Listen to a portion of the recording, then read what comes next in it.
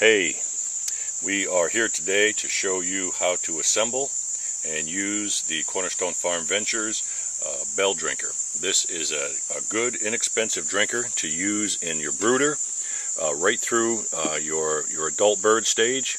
It is a hanging bell drinker. It works either gravity flow or on a pressurized system with an optional regulator. I just want to show you how to put together this particular drinker today so you are aware of how it works. It ships and everything pretty much is inside the ballast bottle when it comes, and so just pull those different parts out, and we've got a spring mechanism.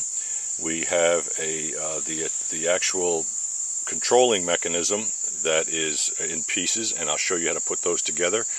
The ballast bottle, the lid, and of course the bell itself, and there's also a handle hook and the water tubing that comes with it as well to connect it to the water system. So when you get this, first thing you want to do is put this lid on, and it goes on kind of tight. So you want to make sure that you snap it down. You probably can hear that snapping.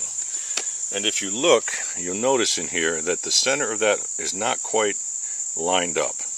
So you want to just take your finger or something, and you hear that pop. If you heard that, it'll get in right where it needs to go if you just maneuver it, and then just make sure that lid is topped on. You want to fill this up with water up close to the top, or stone.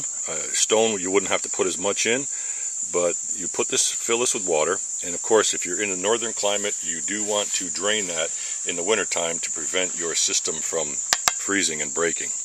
Next thing you do, and I'm not sure you can see this on the video, but there's a 90-degree angle turn here. And if you see this hole, you put this rod in, push it in that way, and turn it 90 degrees. That is now locked in place, and it will stay put right in there.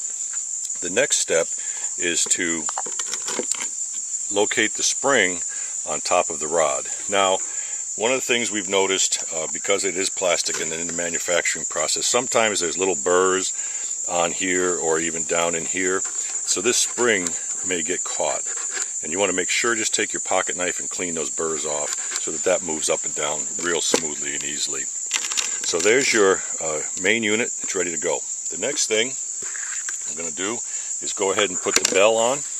And the bell just simply drops over that, and if you notice how smoothly that moves up and down, again, you may have to, in here, take your pocket knife and sometimes clear away a little bit of plastic, but you want that to be moving just as free as can be.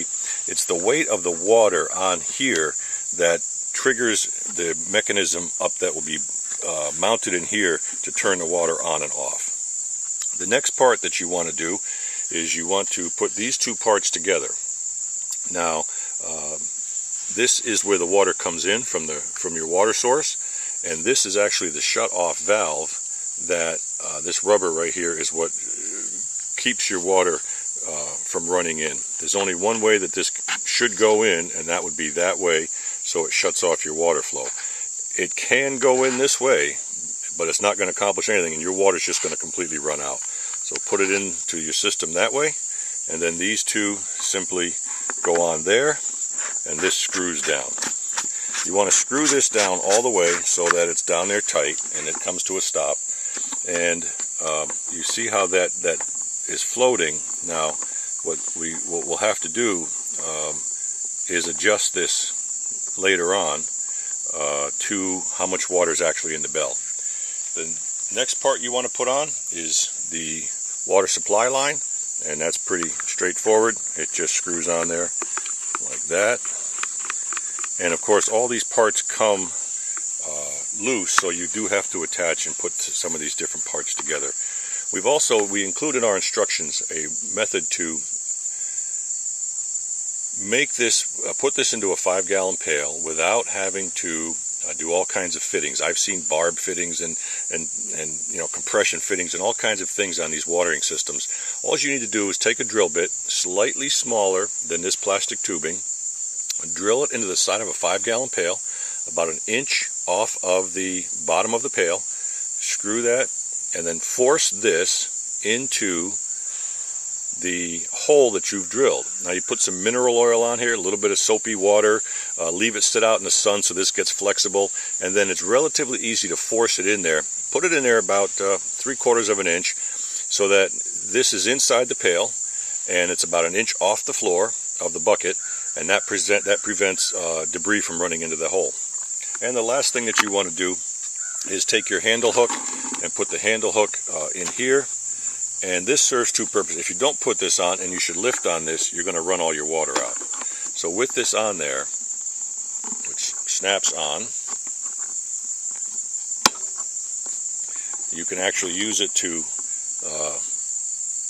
hang a rope here, to hang it from your pasture pen or your ceiling.